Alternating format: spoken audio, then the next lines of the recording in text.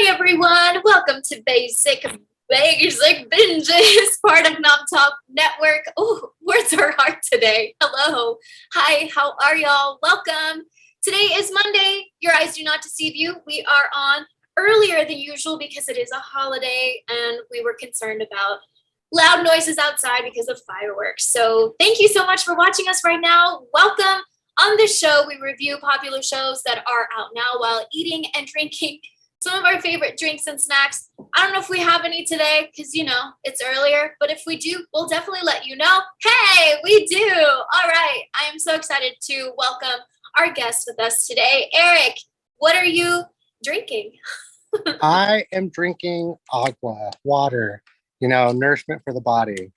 And it's a very hot day today, so, you need it. It is toasty outside. Johnny, what about you? Hey everybody! The minute you're like, "Oh, that's right, Nom Talk Network," I reached all over my desk. I was like, "No, there's nothing there. No, there's nothing there." So right now, I just have 2 empty cups. Hey, it's okay. At least you have cups. I drank them. Yeah. Yeah. It happens. This is also your reminder to stay hydrated, everyone. It's the summer here. So be careful. And also, I realized I didn't tell you guys my name. Hi, I'm Amy Cassandra Martinez. Welcome to our show. Today, we will be talking about Stranger Things Season 4, Episodes 7 and 8. We will be saving the finale for next week because, so many thoughts, feelings, emotions, and so much to talk about. So we will have a dedicated episode show for just that one episode. So today we are focusing on episodes 7 and 8. If y'all have any questions, anything you would like to add, feel free to jump in the chat. We are streaming everywhere right now. So yes, let's get into it. All right, y'all. I'm just so glad that we did get the final 2 episodes when we did, because I was just, waiting and waiting. So let's back up a little bit and start off with episode 7. My notes, I told you all this already, but they're pretty much just like, oh my gosh, this and these 2 people, and which is what happens when you're a true fan of a show. You're just like, I love them together. I love what's happening. So we start off episode 7 with Robin, Nancy, Steve, and Eddie together in the Upside Down. Steve is just being attacked by bats, and they come and save him. And I want to just give a shout out to Nancy because she comes and she's like, hey, I love Nancy so much. But yeah, I want to know where everyone stands with Nancy and Steve. Obviously, Nancy is in a relationship with Jonathan, but how do y'all feel about them as a whole? It's going to be a lot of how do you feel about these people? Because we've seen them grow for the last 4 seasons. So Johnny, we'll start with you. Nancy, Steve. Nancy, Steve, I think the thing is that Joe Keery has just become a lot more popular, and I'm not sure exactly the celebrity status of the actor who plays Jonathan. But as a sort of dad entity type person, these kids, I just go, oh, okay, that one's cute, or they look cute together. I hope they're happy. But if I were their uncle, if I were their dad, in my brain, I'm thinking Steve Harrington is still Mr. Popular. I mean, at least to us as an audience. So as a nerd, I don't want to be like, oh, the popular kid. We like the popular kid, but I like how he's more open. I feel like he's going the way of Hopper, where he's like, I realize that my popularity isn't number one. But I'm just as vulnerable as anybody else. So I like his openness. I like his vulnerability. And their connection is really great. But when it comes down to Jonathan and Nancy, long distance ain't fun. Long distance, especially for teenagers when they're discovering their own love and stuff. Turn off your phones, by the way. Erric, what about you? I ship them. Steve and Nancy that's just all I want, because you get those little looks from her, especially previous episode right before he jumped into the water and went into Watergate. Just that look, and we mentioned on it last week, of she actually does care for him. And I do think she loves him, and he definitely loves her. So I want to see where that one goes, because there's just so much care there. Now, touching base on the Nancy Jonathan relationship, it's cute. It is what it is. I feel, though, that was a relationship out of circumstance, because they had been through a lot. They saved Will, everything like that. So that was why they got together, because Steve, like you said, was the popular guy, didn't care for anybody, and Jonathan was the one that stepped into that slot for Nancy. But now that we've been through a couple of seasons, Steve has definitely stepped up to bat. So hopefully we get them together again, and she dumps Jonathan. Yeah, totally. Q, welcome to the chat. How are you today? Let us know. Are you a Nancy Steve shipper? Are you a Nancy Jonathan shipper? Something that's really cool that I feel like we don't give enough credit to is just how wonderful the graphics are, and like all of that CGI, all of those words to describe that. Because one of my favorite parts of episode 7 is the moment where Lucas, Justin, Erica, and Robin, Nancy, Steve, and Eddie end up communicating through Lightbright. Right? Yeah. And we see just such pretty lights, because they end up figuring out a way to communicate with each other. And so like shout out to that. But that brings me to my next question. 80s games, Lightbright. What are some other ones that y'all love? Like, I am really in the dark when it comes to 80s games, because I'm like, is Pac-Man considered 80s? What, and if it's not considered 80s, what games were you playing in the 80s? And if you weren't born yet, what are some things that just remind you of the 80s? I don't know, with games, because I'm like, I don't know. Johnny, we'll start with you. When the kids were saying, like, when they were at Susie's and they're like, America Tendo, like, I was just like, yeah, everything was Nintendo back in the day. As far as 80s is concerned, like, I was born in 83, so a lot of my 80s experience is mostly, and as a little boy, it was like action figures. Action figures was a big thing. And that was mainly my big thing. I mean, as someone who's, creates their own stories, creative in that way, I would have more fun with that than like playing a board game or whatever. But I have 2 toys I'd like to bring up. One of which is the Waterfalls. If anybody remembers those, it was like a tiny, like flat tank, and there were little hoops on the bottom, like little tiny hoops, and then you would press the left and right and try to hook them onto with the air, the little bubble type air things. Yes. Yep. Yeah, Waterfalls. I have not seen them like in any thrift store or anything like that, because it's like it feels like it was such a fad. And there are just so many other things. Like if you were to say toys, or if you were to say like games and toys, like my big things were action figures. And for my anniversary, which is tomorrow. Hey, happy early anniversary. Thank you.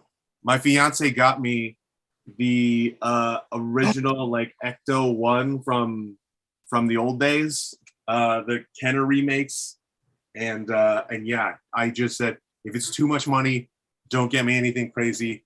We're trying to save up for a wedding. But she's like, you know what, that's so cool. 80s nostalgia is strong, and they got me. Heck yeah. What about you, Eric? I'm gonna go back to an OG classic, Legos. I went out the Lego guy through and through, would build stuff, build towns, houses, everything.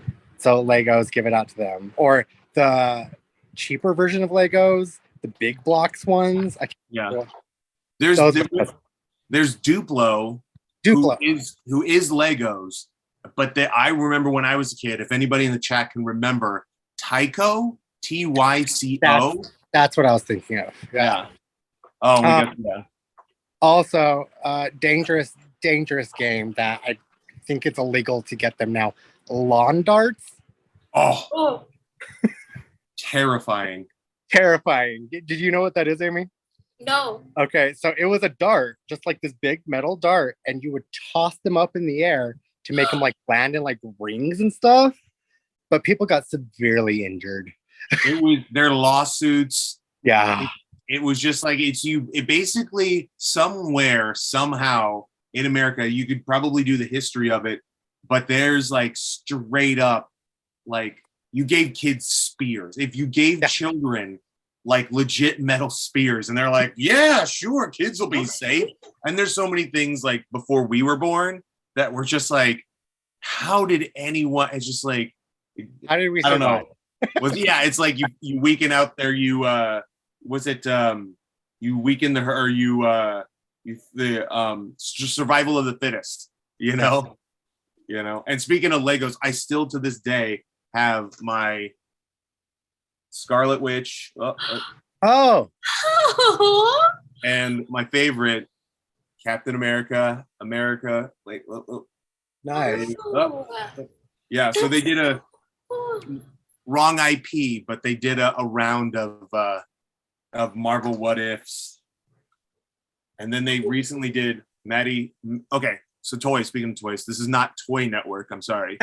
But we were at the Walmart, and we found out that they had Muppet Legos. Oh my god! Rainbow Connect. He has a tiny rainbow. It's so cute. That's so cool. Yeah, and she bought all of them. We felt out all the packs, and we bought Miss Piggy, everybody, Gonzo, the whole gang. Nice. Oh, I love that. I love that so much. Cue Ball is asking, who remembers the game Cubert? Oh, Cubert. Cubert. One of their nicknames. Also, Frogger and the classic Donkey Kong. Oh yeah, like Cubert made a good comeback in Wreck-It Ralph. Yeah. Okay, well, I've seen Wreck-It Ralph. What's Cubert exactly? Yeah, should I take this? Do you want to? Yeah, go ahead, Johnny. So Cubert, as I remember a Cubert ad in one of the X-Men comics from the 80s that I had. But it was, if I think I remember, it was whatever the view is for being like in a corner, so to speak. I can't think of the view. Chat, help me out. But you would jump up the blocks and stuff, and that was the whole game in my memory. And then, and yeah, I think he wasn't even on Nintendo. I think he was on one of the earlier consoles. Atari? But yeah, Cubert, Frogger's Classic, Donkey Kong. I was always so horrible. I'm still horrible at video games. I love it. Well, hey, I mean, I feel like a big part of, encapsulating the 80s involves games, and I'm glad that we got to see Light Bright, because I do remember kind of seeing them growing up. And so to see that, like light and, electricity and things like that being used in Stranger Things again made it really cool. It felt like a throwback to season 1, with Joyce and her lights, and now it's Light Bright. Ooh. Yeah. Speaking of Joyce, y'all, Hopper, the flamethrower, the Molotov cocktail situation, and seeing Joyce again. Okay, so take us back to you guys watching, Joyce see Hopper for the first time, Hopper see Joyce for the first time since, everything went down. Eric, thoughts? That was cute. That's the relationship I want from Steve and Nancy. It's a relationship that Joyce and Hopper have. Just that look across the room of like, you're safe. You're my person. I can depend on you. I love you. I'm so happy to see you. It was just refreshing to see, even though they were still in Russia and like Demogorgon area, everything like that. It was so nice for them to reconnect and have that, oh, I can take a moment and breathe because you're here. You make me safe. I believe in you. It was just so joyous to see. Joyous. I feel like we could play with something there, kind of. And also, I want to know, like, did y'all ever hesitate thinking that Hopper wouldn't make it to actually see Joyce, or that Joyce wouldn't see Hopper? Johnny? I think the thing is that like good storytelling gives you what you want and you kind of expect it, but especially serial type stuff, non-anthology kind of stuff, they give you everything until the last minute, and they give you everything and then they take it away in a different way. So they kind of give you what you want. So it's like, yeah, I kind of saw them getting together, but the real question deep down as I watch is like, how do they get together? Like is he gonna be like half emaciated? Like, is he gonna lose an arm? Is she, like how far are they gonna push how scary things can get? But like legit, like when they were changing and they were wearing the same jacket and stuff and all that kind of stuff, me and the fiance were just like, this is gonna get really sexy. And then they like barely, maybe not, but we're just like, oh, just that's us, because we're basically the mom and dad of all our friends. So it's like we feel represented by Hopper and Joyce. And we do get into that more in the finale, so we'll definitely like talk about that even more in depth because I'm so excited. But yeah, I mean, I'm glad that we get a little tease. Yeah, because that happens later. But it's okay. It's totally cool. I do want to talk about this because it feels like it, not that it pays off, but we've been, what was his name? Friendly Orderly, right? That's who we were introduced as, or to, but he's really one. He's really Henry. I mean, there's so much to talk about that, right? So 11 goes into the lab again, and we see her with the short hair again, and she goes through like the entire journey that she had at the lab and just reliving all of that, and then the bullying, and now we're at the end of the line, and she comes to realize, oh, this is Henry. Wait, what? So at the end of 7, I believe, that's when she actually 11 ends up liberating Henry in a way. So yeah, you've got a lot of thoughts, Erric. Tell me what is going on in your mind. The manipulation that he was able to pull on. I mean, she was a young girl. She was what, 9 at the time, 10 at the time? Something or like that, probably yeah. while she was Younger, maybe. But how he manipulated her and just, oh, I'm trapped too. This is a prison for everybody. Everybody's stuck. If you help me, I'll help you. Just all of that. It's sad that he had to do that to a little kid. But on the opposite, this is the first time that when he was explaining to her how he got there and everything like that, that you see how evil this man truly is. Like, we were getting the Vecna stuff and everything, but you see, this is not just, went through a traumatic experience. I'm born evil. I want to do evil. This is what it's going to be. I'm going to take you because you're powerful, but this is what I'm going to be. We're going to destroy the world, pretty much. So it's interesting to see how this is going to play out. But I have to say, Kick-Ass 11 and demolishing him is great. Yeah, it's really trippy too, because you're like, okay, who's who? Is that's really him? Okay, then who did what at the lab? Like, who killed who? Yeah. And just to see all of that happen and to see 11 realize that is even scarier. Johnny, what did you think of that whole revelation? And also, like, as we come to realize that Henry, did manipulate Elle. I think one of the big things is to focus on, at least for manipulative men or manipulative people, especially in the reality of the world. It's just, you got to be careful about anybody who's like, hey, I'm your friend. I'm listening.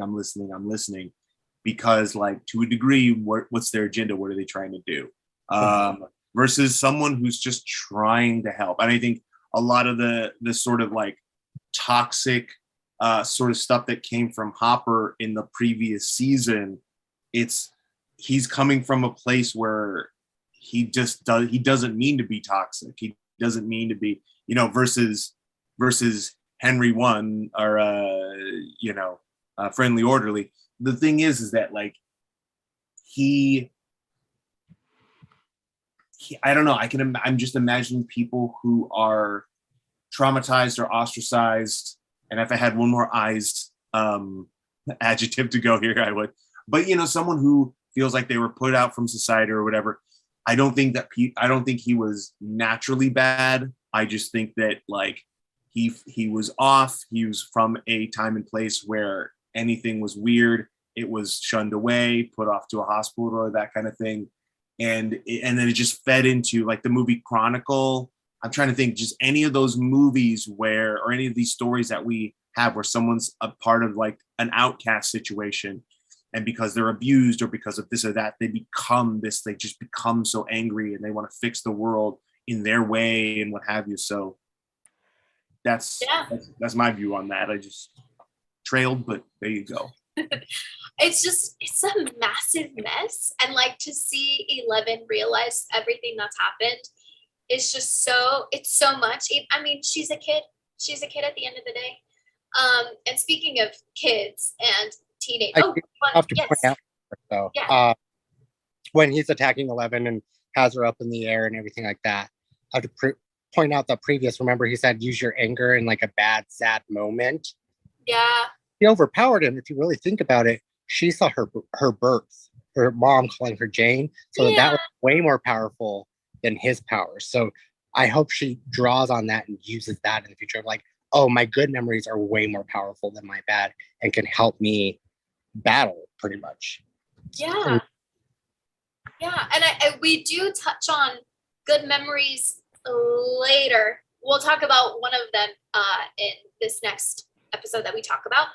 But yeah, we got to get into this whole ending to episode 7 because that was crazy. That was right before we had that month-long gap before the finale. So it ends with Robin and then Eddie making their way back into like Hawkins, non-upside down Hawkins, to find Lucas, Dustin, and Erica on the other side, which was so trippy to see, them climbing up the rope and then falling onto a bed. I'm like, wow, they have a lot of upper body strength to be able to do that.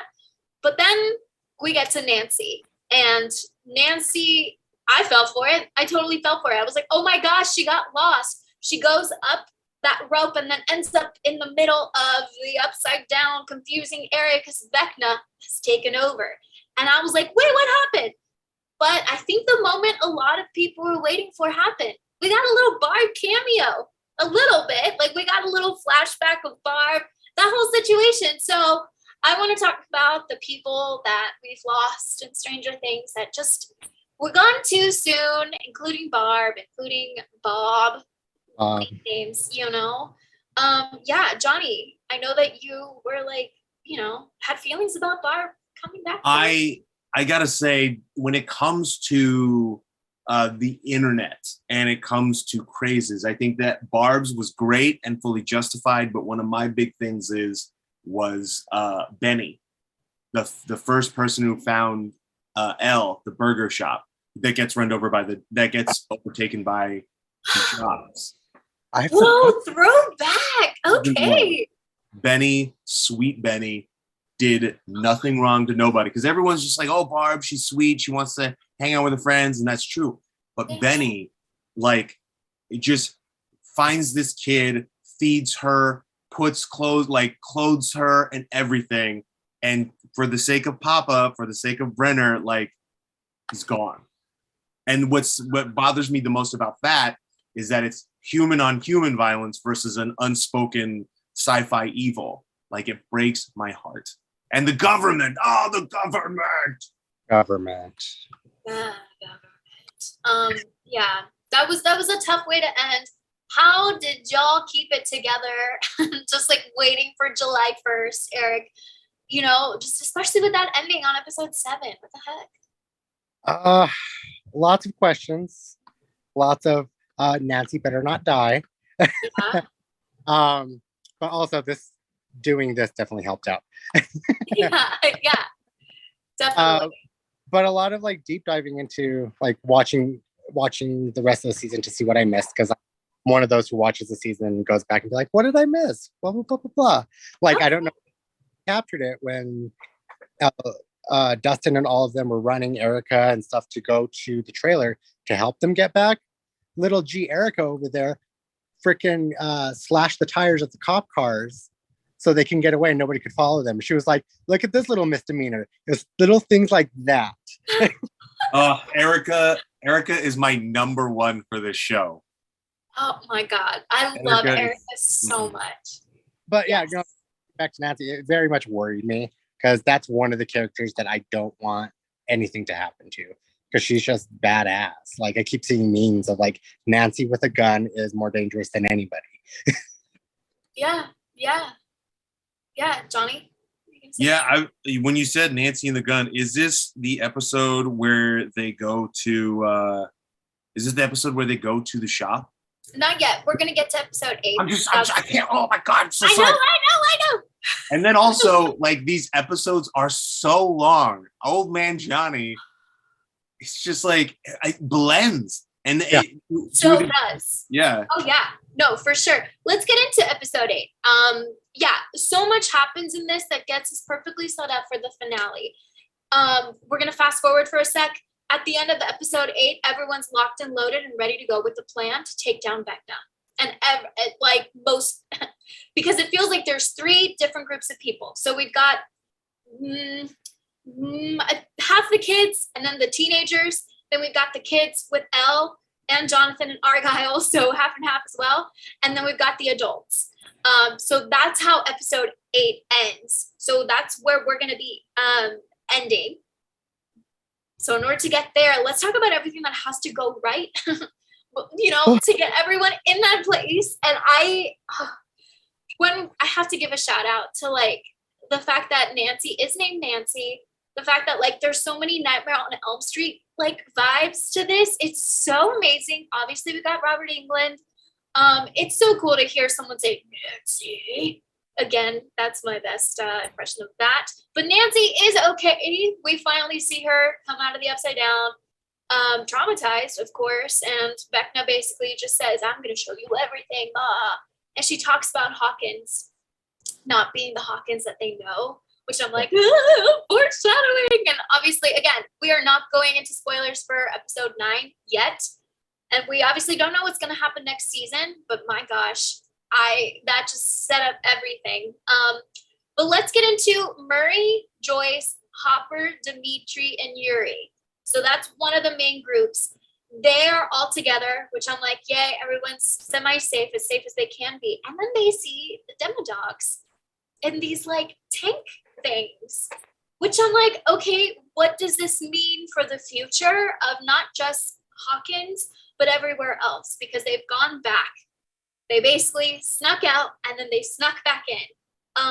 Thoughts about that? What do you think that means? Now we're getting into predictions, and I don't know. We're basically writing season 5 now. Just kidding. Eric, thoughts? When I saw all the demo dogs and everything there, it definitely freaked me out. But I also thought back, doesn't like the shadow and all of that close once Elle closes a portal? So all this time they've had a Demogorgon who's killing all these guys because they're feeding them. How was that possible that they're still alive and they had a shadow and they were working on this if Vecna just opened the portal when he killed what's her name? Stacy? Chrissy, wake Chrissy. up. Yeah, if he just opened the portal back up, is there another portal somewhere else on how they're getting all of this and researching and everything like that? Which frightens me, because where is that at? And what is their major plan? Why were they doing it?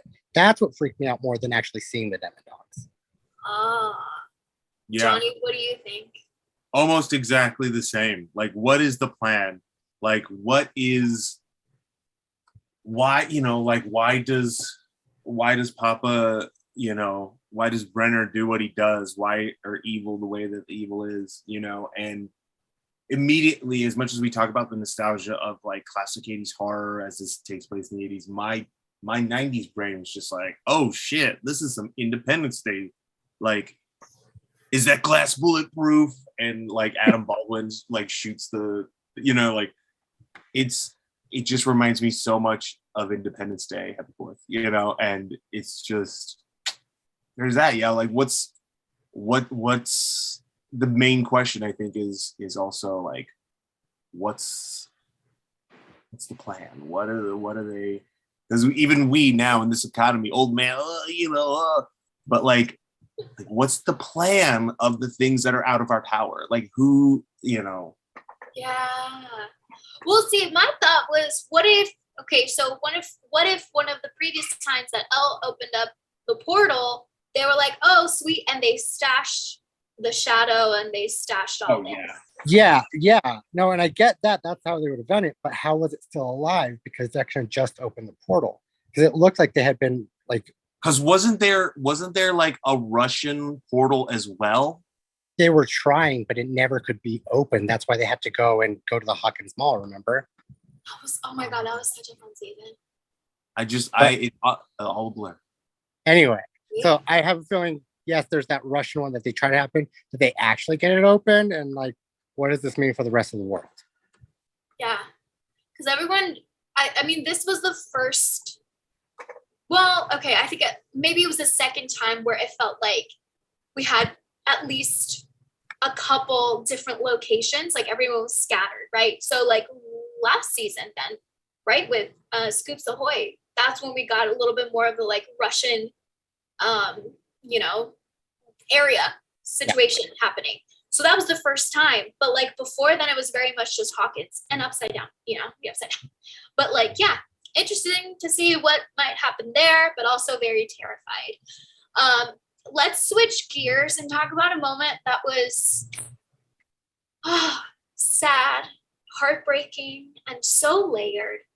Will and Mike on their way to find Nina / Elle, that whole situation in the car with Jonathan. We could get a good look at Will in the rearview mirror and Argyle in the front in the pizza van situation. There's Eric, we'll start with you. What thoughts? Everything. Again, I just feel so bad for Will. Like I said, I feel like he's getting the short end of the stick, for lack of a better term, because you can tell that he may or may not, we still don't know, have maybe a crush on, wow, his name just went. Mike, thank you. May have a crush on him and everything like that, and just wants to be there with him and be the friends that they used to be, but he's making Mike seem better by putting his projections that he wants through Elle, which is also easier on his part. But it's heartbreaking to see that all of this emotion that he's feeling, he can't say out loud and can't tell him how he's actually feeling, because they'll look at him crazy or stop talking to him, or I don't think that would ever happen, but that's the fear in his mind that I think. And it breaks my heart. I did appreciate Jonathan, though, actually, for the first time, I feel like this entire season, actually paying attention to his brother and being like, what's going on?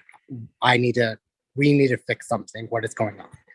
But anyway, Johnny.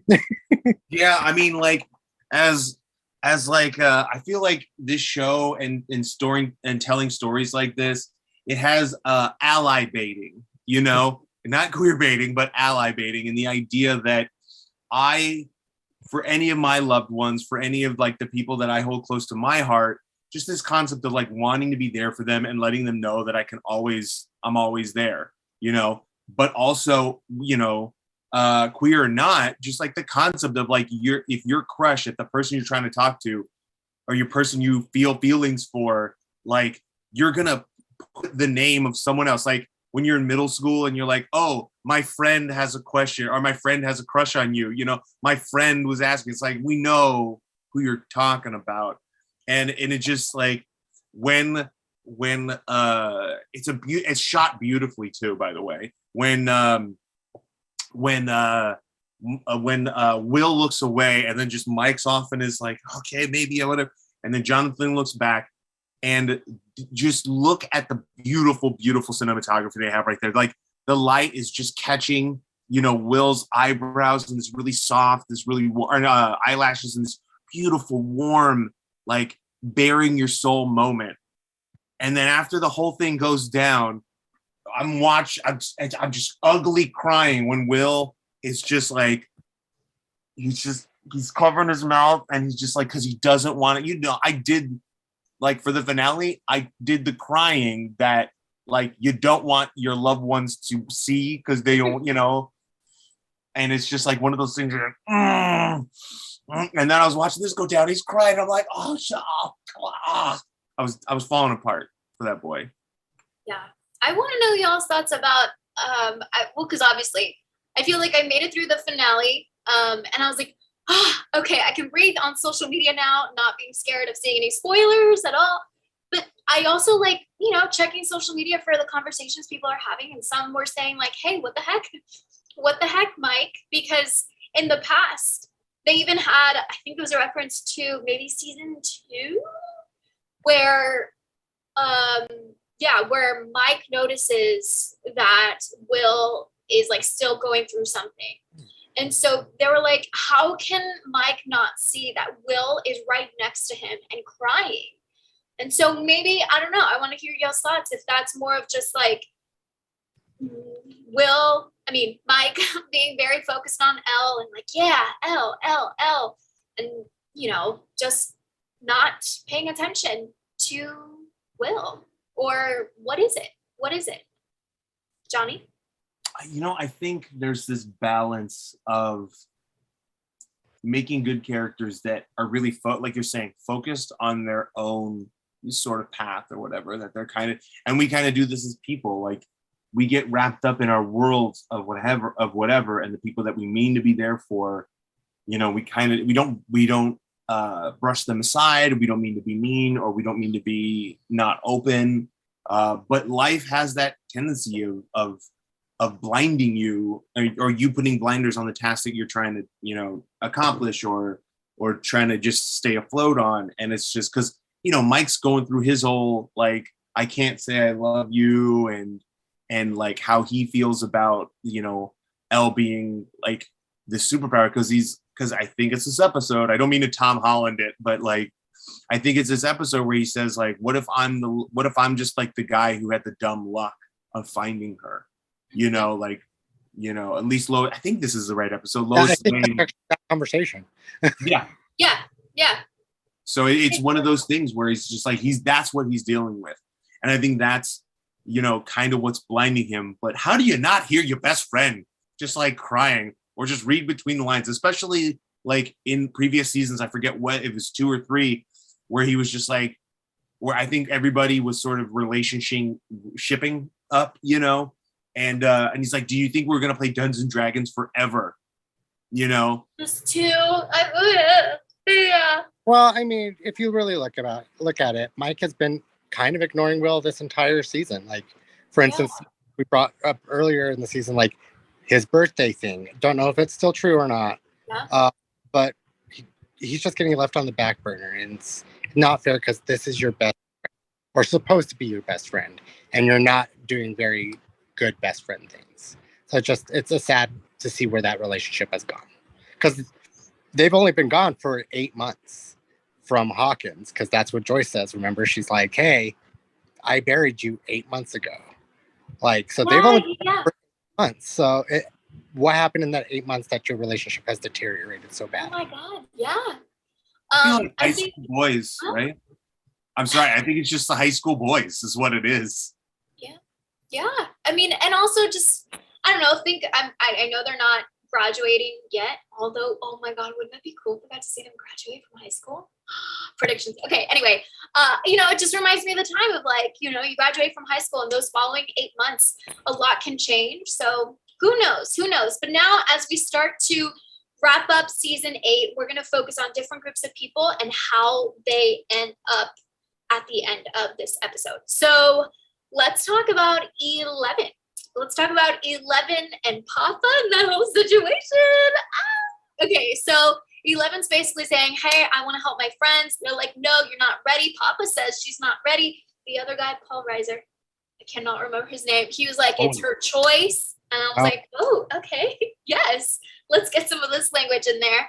And, I love the part where Elle tries to like kill Papa the first time, the only time where she actually tries to kill him.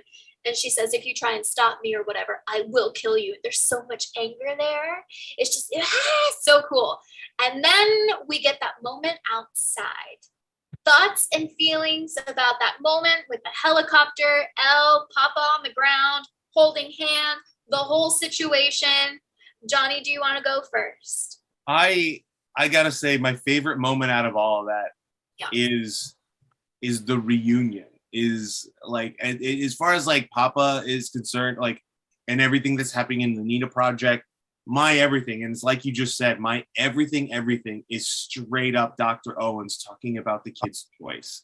You know, that kind of conversation, that kind of, you know, we normalize, if we normalize that shit, come on, society and world and media for that matter. So, you know, like Dr. Owens, Erica, those are my number ones.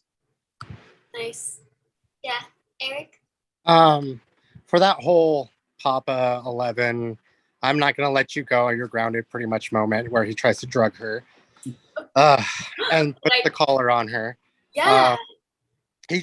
I was having hope for Brenner. When I met him, he was getting a little bit better because we were understanding a little bit, but he just dragged me right back down into disliking him. And I was like, oh, he can go. But badass her dropping that helicopter on all the cars. Loved that. Shows her powers even stronger and coming back even better than what we've seen before. Because she can control it a little bit better. But my favorite moment out of all of that is when Papa's laying down on the ground. She's holding his hand. And he's just like, do this for me. Do this for me. And she's just like, goodbye, Papa. Doesn't even, as she just gets up and goes. And I'm just like, okay, Elle, there you go. Now you're stepping into your power. Go, woman. That's choice. I mean, that's all just choice. That's all just choice and making like heartfelt, you know, making good decisions or making, you know, decisions based on love and heart. And I have to ask before we get into it, sorry to disrupt the flow, but I will ask, how do we feel about the just general thing? I mean, maybe when you're kids, maybe now as we get older as adults, the parents saying, this is for your own good. Like, I know you don't like this decision I'm gonna make. You can't go to karate or whatever. Because most of my things growing up was, we can't afford that versus like, you know, you know, like, oh, you're going to go do Little League for your own good. So you can build team building, so you can make friends, blah, blah, blah, blah, blah. Whatever they did to us in the 80s or whatever the choices that our parents make for us. But as far as, there you go, parents that make decisions for us, what's your sense of memory of that when you're watching him do that? Oh. I always have questions. I always throw out. I know. Like, oh, I don't know. Now we're getting to child therapy here. I don't know if we can go with this. This whole show, it's childhood trauma. It's if you're watching this as an adult, you're like, I remember that, you know? Oh yeah. I mean, even with that though, the way Brenner approached it of like, you're not ready, you're not strong enough, and OG Owens being like, no, it's her choice, let her go. Like, it was just a control thing, maybe to get her back into like the Hawkins lab situation, to where he can continue looking for one friendly, orderly, whatever, to see if he can probably get him back to his side so he can control her more. Not the fact that he actually wanted to protect her, because I don't think he ever wants to protect Elle past his own focus. So yeah. It's also like that. It's also like that mommy and daddy fighting, Owens and Brenner. It's like daddy and daddy fighting. It's just like, you know that one parent's on your side. I did appreciate that fact after he showed her like all what one did. And then he was sitting there talking to her after they brought her back from seizuring or whatever. And Owens was like, well, that went good. You know, nice and gentle, like I just told you to do. And then walks away. Loved that. Owens forever. Also, I hope Owens is okay. Through all of this, I hope he is okay. Yeah, I mean, so Papa is the first death that we had in the finale. The finale, what we're going to call from here on out, is episodes 8 and 9. We're just going to say that. So he is the first death, and I was totally cool with it. I'm like, okay, bye. Bye. So Finally. Let's move to the next group of people. I think we should do... okay, hold on. We're gonna just, okay, roll with me. Okay. 4 kills, right? They figure out, here we go. So this is when the plan gets set up. Okay. So we've got most of the kids together. We've got a chunk of the teenagers together, and they're like 4 kills, 4 bells, 4 gates. That means there's one more person that's going to be killed. And spoiler, it's not Papa. And so they come up with a plan, and then they start with stealing the RV. I want to just do a quick shout out because I love Michael Myers so much. And so when they're like, Eddie's like, do you have something that I could wear so that he doesn't get spotted? Because obviously they're still, hunting Eddie. And they have a freaking Michael Myers mask. It's so amazing. Just quickly, what did y'all think when you saw that? Because I was just like, this is so cool. I love the fact that it's not tailored to look scary. I love that it was just like something out of like the bin, and his hair's all wild. I'm just like, if you think about it, that's one of the first times we meet Max too. When they went trick or treating, that's the mask she wore when they met. Yes. Her. Oh my God, you're right. Yeah. It's all connected. So it's perfect just bringing that back and being like, oh, okay. My God, you're right. Oh, I love it. And look, we've talked about this a lot, that we are introduced almost every single season to someone new, and we just end up falling in love with them. So they do such a great job. Eddie is no exception. As we start getting everyone, over there, getting everything together, they go to Warzone. That trip to Warzone is a lot. And then Nancy ends up seeing Jason there, and that's a whole lot. Let's quickly touch on that because then I want to get into the conversation with Steve and Nancy again. Jason, were y'all scared that something was going to happen there? Because I totally was. I was like, someone's going to get hurt, and then they're going to have another problem on their hands of not even just having the plan, but someone's going to be injured, and they're going to be like trying to save them as well. I don't know. Johnny, what were you thinking?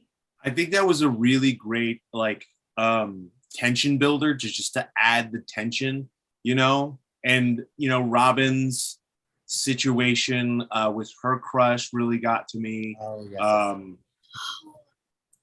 Yeah, and the big thing is that just the concept of because the Jason, when you see him, he looks like he hasn't slept. They ruffled his hair a little bit, Yeah, he looks and rough. it just when he goes into his sort of like his little headspace. I can't really kind of put it. I don't want to say it's like his QAnon brain, but like his flat out like just fueled by anger, but also his helplessness, of losing Chrissy, and pointing fingers in the wrong direction. It's just like, oh, this could only add bad tension. So I mean, the Duffers did a good job with that one. Yeah, I was definitely nervous there. But let's get into Steve and Nancy, the RV talk. That's what I'm calling it, where he's basically just talking about like, I've always kind of wanted to have 6 kids, 3 girls, 3 boys. Every summer they would just like travel together and see the country in like an RV, spend a week parked in the sand, learn how to surf or something. I wrote it word for word. And then Nancy's just like, wow, 6 kids, that sounds crazy, but like the rest sounds nice. That alone made me terrified for the future of the both of them. When anything good happens near the end, you're like, you're going to take them away from us. What's going to happen? So thoughts, Erric, about just them and their future? It does really make me worried about the future of Steve. I've actually kind of been worried about Steve this entire season. Yeah. Because, yes, he got attacked by the bats because, they're killer bats. You're going to get attacked by them. But this is the first season where Steve has not got his ass kicked by somebody. Besides those bats, he has his face is fine. That's enough, though. We don't need more. What are you trying to say? No. I'm worried for the future of Steve. Oh, I know. I think Steve's my number one. Yeah. Steve, I would have to say people dying. Steve, I don't want Robin to die. I don't want Eddie to die. I may be one of the only people on the planet, but I don't mind if like Lucas dies or like. No. Okay. But it makes me worried about Steve just because that conversation was so sweet and like you said, so endearing. something's going to happen. I really hope it's not Nancy. Oh my God, no. Nancy's also my number one. Look, you'll come to realize I don't have multiple numbers. Everyone's just like number one at the end of the day. Okay, so let's talk about my other number ones, Lucas and Max. At the back of the RV, they're talking about, her, because she volunteers to basically go back. That's part of the plan. They're going to go back and she's going to put herself in a dangerous situation so that they can distract Vecna, and then other people will the teenagers will take care of his body. The whole thing is really complicated. And I'm not going to lie. The first time that I watched it, I was like, wait, what's happening? It's fine. I don't need to know the plan. As long as they know the plan, I'll just be along for the ride. But she talks about her favorite memory, right? Which is what we were talking about earlier, 11, and, thinking about something good and wholesome and beautiful. And that's what keeps you stronger and powerful. And it's just kind of like a quick thing that I wanted to touch on, because Max says, yeah, I have a good memory. And then Lucas is like, so am I in memory? Just stuff like that. And it's adorable. Johnny, what was going on in your mind? It's just, I think it's when, if you were to just do a reaction video of me and my fiance watching this, it's our shoulders are up and we're just like hearts in our eyes and just like, oh, the kids with the cute, oh, they're so cute, the kids. And it's just to have the young love, and it's really sweet. I mean, as much as we watch these spooky shows, and it just becomes like, what are they going to take away from us? How are they going to just make it more heartbreaking if something happens to any of these characters? It's just good storytelling, and modern storytelling at that. It's like, we've heard all this stuff before. Like, we kind of know how it's going, especially, if we've been watching these types of shows forever and ever. But when it comes right down to it, like, it's just so full of heart, and it does such a good job of making you care about these characters. Again, like, my angle is closer to Hopper than it is the kids. It's closer to Joyce, but it's so cute. It's just. Yeah, before we wrap up everyone else, so here's what we're left with at the end of episode 8. So everyone's basically trying to help everyone in Hawkins, the kids in Hawkins, the teenagers in Hawkins. And Murray, Joyce, Hopper, Dimitri, and Yuri are trying to most of them are trying to actually help them. And so the situation's like, once we're back inside, that's when they break back inside. They break back inside and they try to figure out how they can kill these demo dogs and take care of that situation in the hopes that it will help them in Hawkins. And then we've got Elle and Mike and Will and Jonathan and Argyle that are trying to get to Hawkins. That's where we are, which, plans change at the beginning of episode 9. But Elle is very actively just trying to get back to save them, which I think this puts us in an interesting situation, because one group is aware that the other group is in danger and that they're trying to kill Vecna. The other group's like, how in danger are they? The adults, they don't know exactly how bad things are. And they're like, well, we can't get back home right now. Let's just wish for the best and hope that what we do here can save them. Because they have Katinka, which Yuri says is like okay to fly in, but like it's not super great. And Yuri's not really helping them. So I just kind of want to know where y'all, feel at the end of episode 8, as everyone's like just trying to help everyone in Hawkins. And yeah, I mean, the last shot that we have is Max, Lucas, and Erica walking into basically Vecna's lair. Eric, we'll start with you. Thoughts and feelings as we wrap up episode 8. Episode 8, a lot of worry. I do have to say yet again, Erica, the G, Erica is just going with them and being like, okay, let's go. We're going to take care of it. But I have to commend the kids that are still left in Hawkins, Nancy, Steve, Eddie, all of them, because they have really no powers that Elle has. They don't know what they're going to come up against, but they're doing it anyway. So all of them are just going to go into this battle to save one Max, but also their other friend who's getting pretty much mobbed before these murders. They're there to protect Eddie as well. They're trying to defend Eddie, which is commendable on them. The parents like their plan because it's worked before and they know it's going to work. because of the hive mind. So that's good. The only one that really worries me is Al and those ones, because they're a long way from Hawkins. Like, and they have nothing that's going to attach them to Hawkins except for Al's mind. So, like, what are they going to do? Where are they going to go? I just hope everybody comes out this unscathed. I know it's not going to happen because the Duffers like to throw a lot in that last episode, but I hope everybody walks away okay, or at least mentally fine. Yeah, Johnny. Well, two things. One simple thing is, again, like, I feel like I identify more with the Hopper group in the idea that, like, we can only hope that what we're doing is the right thing, and maybe that's just me as a straight up American 4th of July hashtag whatever.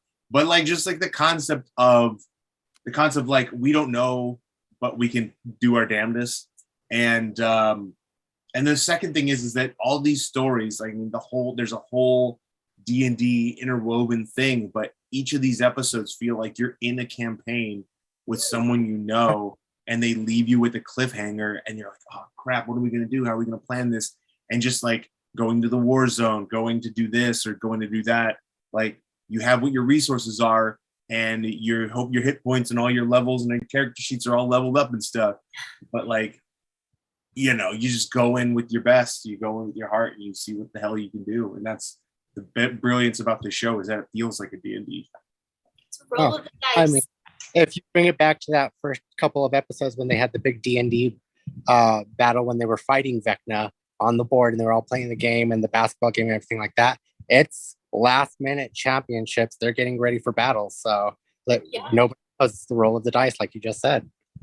Yeah, guys, this was crazy. And I know that next week is going to be even crazier as we wrap up season 4. Thank you all so much for joining us today. Go ahead and tell everyone where they can find y'all. Eric, we'll start with you. Yet again, my name's Eric. You can find me at Heartless7 on Instagram and all the socials. Just acting, doing my thing, recovering, doing my thing. Johnny. I just re-upped my website, pisanopictures.com. And I'm currently in the process of doing this web series on YouTube called Mythic, and it's post credit scenes and a lot of fun stuff. And because I was redoing the website, I was seeing another web series I did with our producer Stephanie, which y'all should check out. But yeah, that's me, Pisano guy, Pisano Pictures, Pisano over here. Heck yeah. All right, y'all. And of course, be sure to join our Discord to keep the conversation going, especially as we all try and recover from the finale. And we wait until next season. That's going to be forever from now, which I'm just like, you can also just rewatch all of these shows that we've done for y'all, of course. You can listen to the show on Google Podcasts, Spotify, or where you get your podcast. Don't forget to subscribe to our YouTube channel. Make sure to go to our Facebook, Instagram, TikTok, and of course Twitch. You can go ahead and follow us right there somewhere. All of our platforms are at Nom Talk Network. Tune in to our show next week, which will be probably 7 p.m. Pacific time, most likely. If not, make sure you're following all of us when we share that news. Yes? Good question. Are we going to do 80s cosplay for the finale? Oh. You'll have to see to snap! Find out, right? Yeah, so you'll just have to tune in for that. My name is Amy Cassandra Martinez, and y'all can find me on all social media at Amy Cassandra MTZ, and we'll see you guys next week. Bye.